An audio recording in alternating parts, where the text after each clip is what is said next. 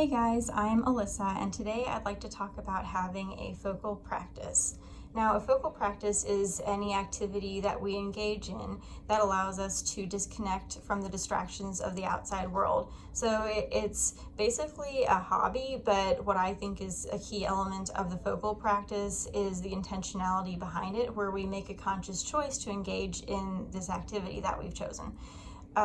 So often we get stuck in this passive routine where it's just so much easier to watch TV or spend time on our phones that we really don't spend time cultivating anything that's meaningful.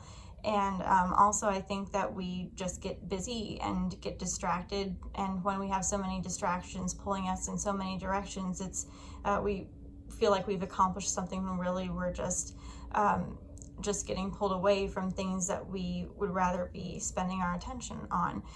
And for me, I know that sometimes I use my busyness as an excuse to be more passive and to spend more time watching TV or doing other things like that. But really, the things that I say that I'm busy with, it's just not real accomplishments, and the passivity I feel isn't real rest either. So that's where I found that the focal point has been helpful for me, just to have a time set aside to focus on something and really devote my full attention to that. Now, having a focal practice doesn't mean that we don't get distracted while we're doing it. It just means that when we do get distracted, we realize that and acknowledge that we're distracted and pull our attention back to what we were supposed to be focusing on. So in the secular world, this sounds a lot like self-care.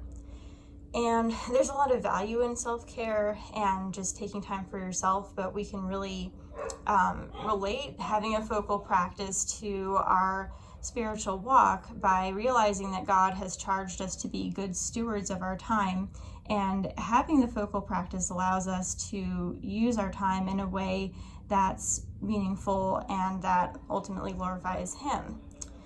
So the focal practice that I chose to try and to talk about was reading. And during all this COVID-19 stuff, I've had more time on my hands, and I also have this very large stack of books that I want to read. So I picked a few of them, and I just made the conscious choice that I was going to read them. And this is an activity that I frequently find myself getting distracted with anyway. So one thing that I've tried to do is have a consistent time and a consistent place where I go that's relatively distraction free. And I just go in my bedroom, I lock my door, and it's usually at the same time every night. And I also take notes when I read. I either just mark in the book, or I take sticky notes and I make notes of things that I want to remember, or ideas or stuff that I want to come back to. But a new thing I've tried to do when I get distracted is to just stop and pray. And I'll just tell God, God, I'm really having trouble with distractions right now. I'm just not focusing. Can you please help redirect my focus back to what I'm supposed to be spending time on? And just acknowledging God's role in that has really been helpful for me. So two books that I chose to read are The Pursuit of God by A.W. Tozer, which is the one in the middle. This is a set of 3. And Mere Christianity by C.S. Lewis. And I'd like to share a little bit from each book with you today. So The Pursuit of God, it explores the process of putting our relationship with God above all else as the ultimate source of fulfillment in our lives. And it describes God's character as the one who sees us as the primary object of His unconditional love. And one part of the book that I found particularly meaningful is where Tozer describes how we as Christians tend to see our lives as divided between the sacred and the secular, and how we sometimes just feel like we need to be spiritual and do things like going to church or reading our Bible and praying.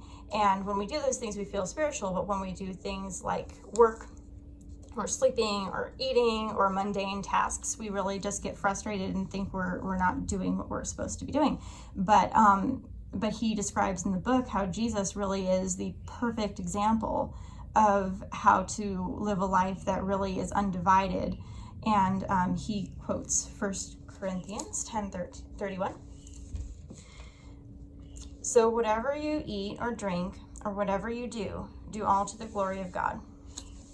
And in the book, when he talks about Jesus, he says, he lived in that body here among men and never once performed a non-sacred act. His presence in human flesh sweeps away forever the evil notion that there is about the human body something innately offensive to the deity. God created our bodies, and we do not offend him by placing the responsibility where it belongs. He is not ashamed of the work of his own hands. And that we see this truth is not enough. If we would escape from the toils of the sacred secular dilemma, the truth must run in our blood and condition the complex of our thoughts. We must practice living to the glory of God, actually and determinedly, by meditation upon his truth, by talking it over with God often in your prayers, by recalling it to our minds frequently as we move about among men. A sense of its wondrous meaning will take hold of us. The old painful duality will go down before a restful unity of life. The knowledge that we are all God's, that he has received all and rejected nothing, will unify our inner lives and make everything sacred to us. So that's one part of the book that that really hit me. So the other book was Mere Christianity. So this book was actually it actually originated as a series of radio broadcasts by C.S. Lewis, and he gave these during World War II as kind of like just to provide hope to a large audience in the time of the great suffering that was taking place at the time. So he really talks about kind of the basics of what Christians believe, as also virtues and morality, and he discusses just Christian living and devoting the whole self to Christ.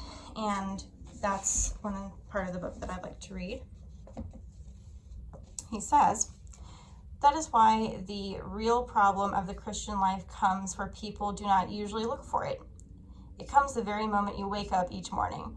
All your wishes and hopes for the day rush at you like wild animals, and the first job each morning consists simply in shoving them all back, and listening to that other voice, taking that other point of view, letting that other larger, stronger, quieter life come flowing in.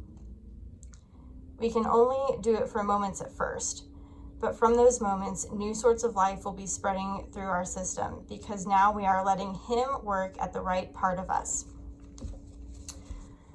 So I really think that relates to just what we've been talking about with the focal practice and just devoting our whole life to God and spending that intentional time doing what he's charged us to do with being stewards of our time. So I really want to encourage you to try a focal practice also.